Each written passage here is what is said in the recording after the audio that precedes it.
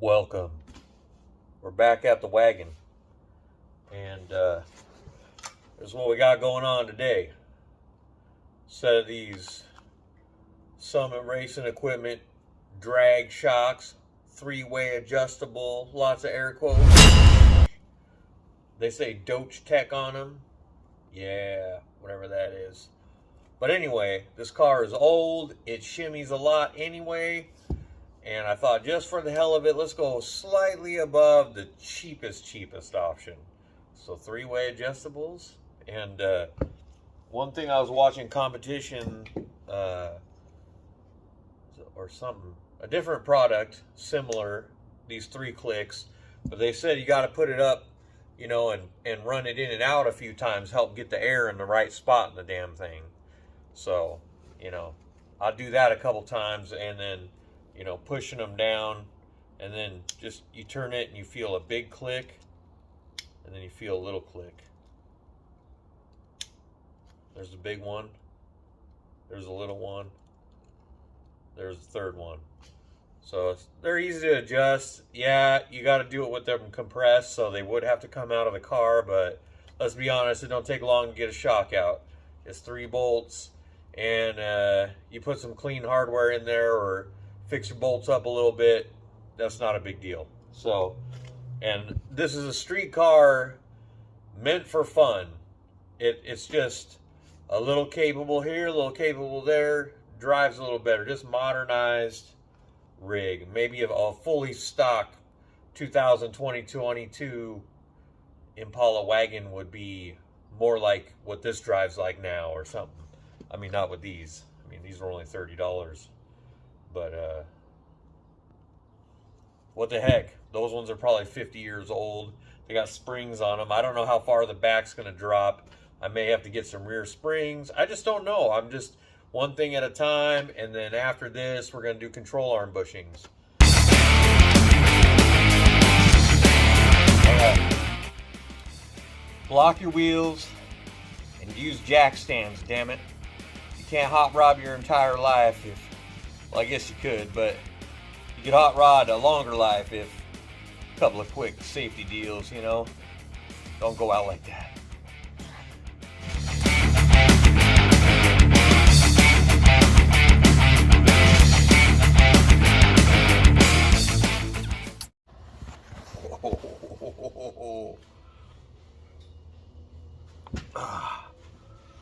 Trying to exercise the shock a couple times.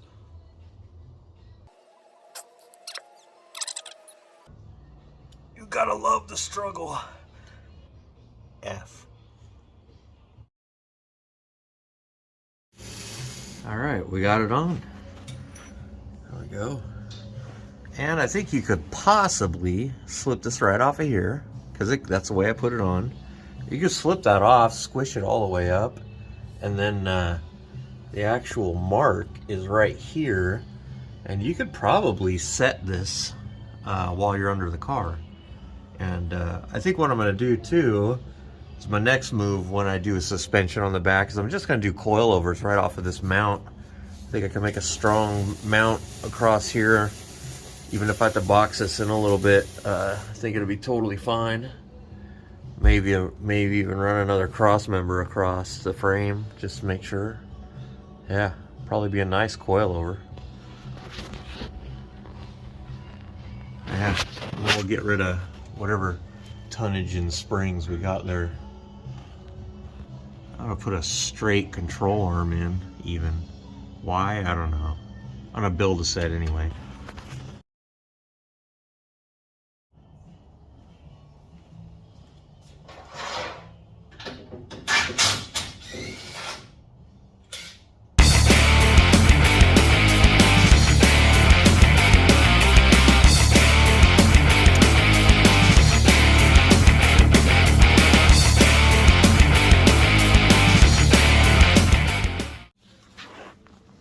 I'm not really seeing 3 settings here, or being able to get it. I mean, even if the shock absorber is shipped in the F position, it just doesn't say if it has to be in the last position it was in to get to a new position. So what do we got here?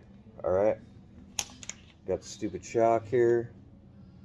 Right now it's on R, but it says, you know, we'll collapse it fully and then rotate it until a click is heard. So let's just collapse it fully, right? It doesn't say look at it. There's a click. It's pointed at the F. The F in the triangle. I don't know if that's visible. That's an F in the middle. Oh. Maybe if I turn some light on. Who knows? I'm really... You get the point. Alright. There's a click, right? But that's turning it back towards the R. But then that's all it does. Like, if it's pushed down all the way, there's one click and then nothing. I can't turn it to the extra firm position. I mean, I feel like I only got two modes of operation here. Even if I mean, I can't tell the difference because I can't switch it fast enough. And I'm like, does that feel like whatever it should feel like? Oh, that's a tough one right there, right? Okay. Firm. And I think this is regular. But again, I don't know if I'm going to be able to detect 20% difference. Maybe. Not sure. But I feel the extra firm, or the regular setting, is 90-10. Yeah, I don't even know how these are supposed to work. So, okay, it's 2 days later, huh? So I called Summit Racing Equipment and asked them about these shocks. And I even asked the guy, if you ever held one of these in your hands? He said yes, and he sold a bunch of them over maybe 30 years or something like that. And I can appreciate that. As long as you're not the type of guy that ain't been out in the shop again for 10 years and realize that the quality control throughout your company and other stuff, and you just don't actually know about your stuff. But that didn't seem to be the case. But we're gonna find out. I just pulled it out. I got the car back up in the air. I took it for a run. Suspension is not doing what I want it to do. So he says we got to compress it all the way for sure. So we're going to start there. Maybe I could put this down lower so we make sure we got this all. We can look at my, yeah. Okay. And I'm supposed to have, it's supposed to pop down another 1/4 of an inch. Okay, so I'm going to try to find the spot.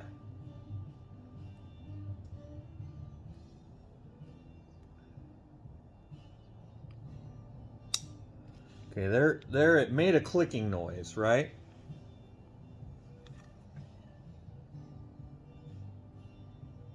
It may have gone down. It may have needed to go get down like that.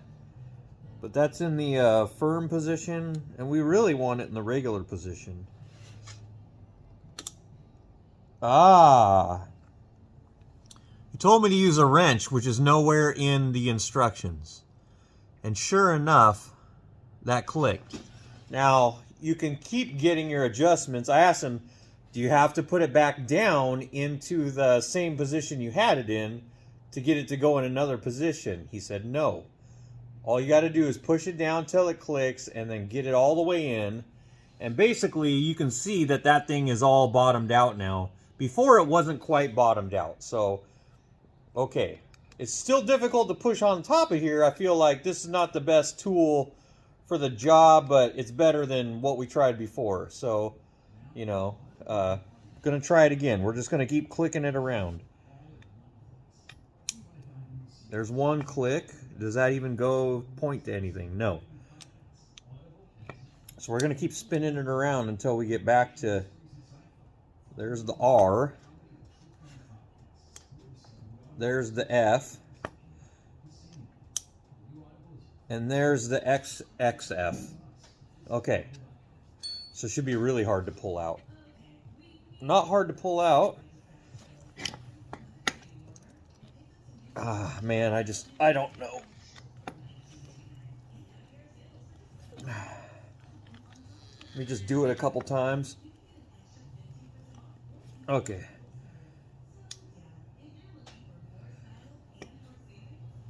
I'm gonna go ahead and turn it around.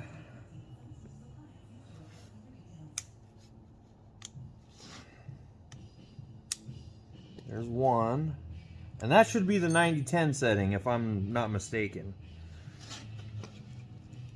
It should be real easy to come out and hard to go down.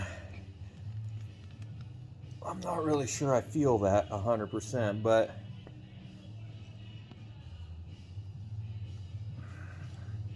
we're definitely down.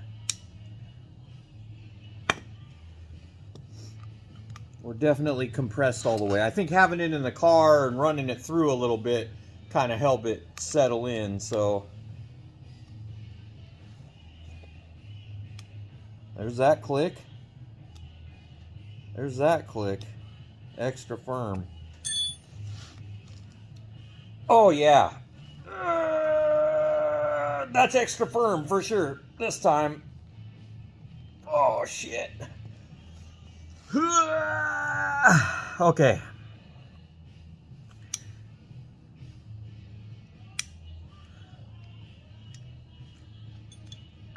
It's getting better.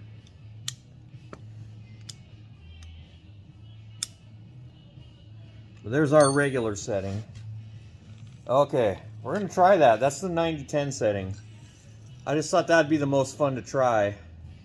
But going down feels about the same. That's what's weird about that 90-10 setting. Pulling it up. It may take a couple times. I think they said to exercise. I don't know if that's every time. A little harder to go down. A little easier to come up. Yeah. Okay. Well, let's hope we got it on there.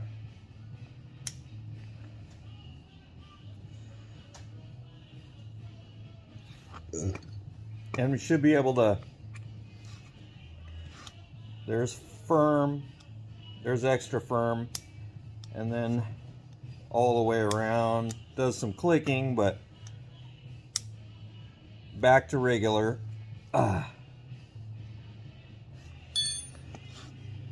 Okay, we're gonna try this. I don't even know if I want the rear end to squat yet, so. But there it is. We'll pull out the other one, see if it's about the same. Here we are on side number 2 here. Okay, got her out of the car. Got like 10 miles on them. Fairly easy to push down right there. So we just gonna hear the click, right? I'm not even gonna look. Doesn't matter.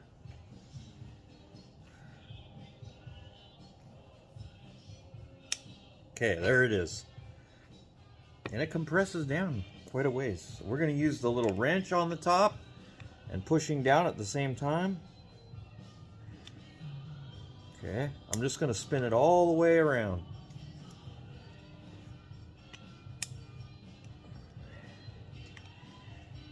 Okay. Okay, I think I got the adjustments now. Okay, we're going to go around one more time just because. That should be our regular setting right there. And we're going to exercise them a couple times, get that fluid wherever it needs to be correctly.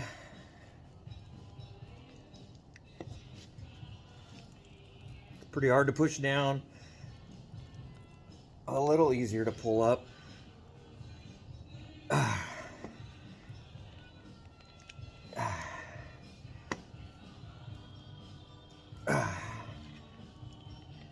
I know, right? I don't know. I'm sure that's a lot slower force of me pulling than pushing.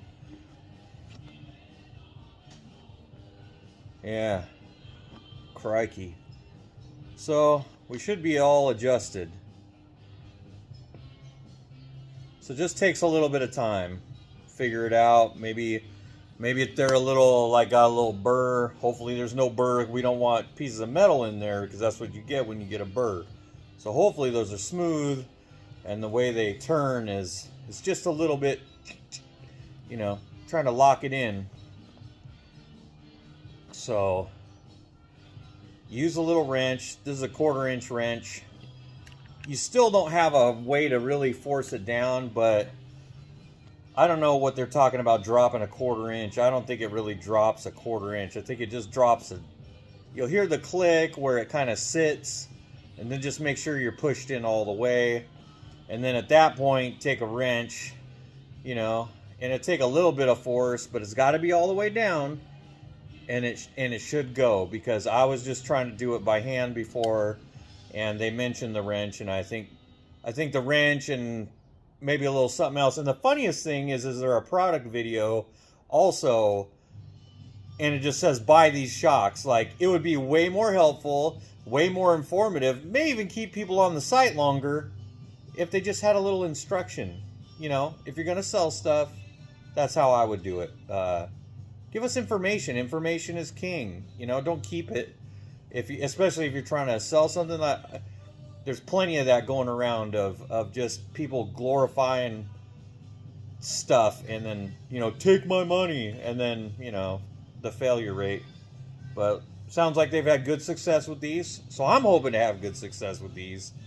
And we're gonna put them back on the wagon, and I want to pull the backs off and put them in the most drag position. You know, these are going to be at the 90-10 position, and I don't have the paper in front of me, but we're going to set the backs up kind of, you know, directly the opposite, but they're most extreme, and just see about having the car sit and weight transfer.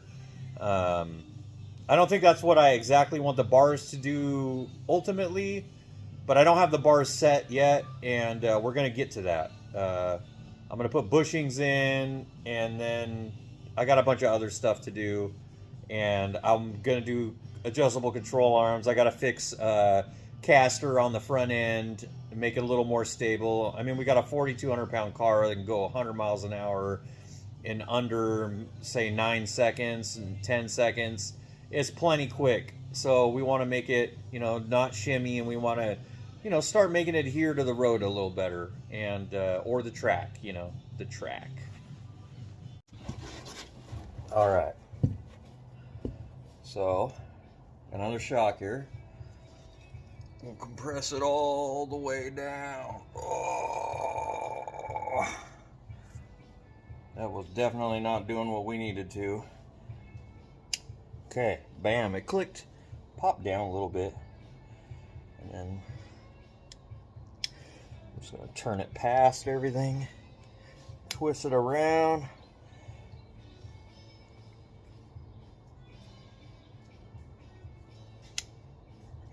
There's one regular, firm. They're very subtle. Yeah.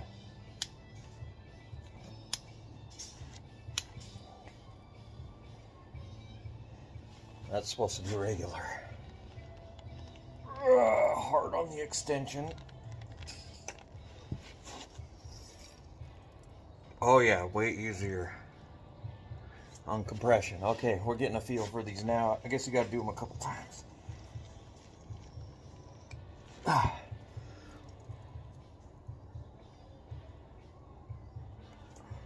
Okay, this should be better. All right.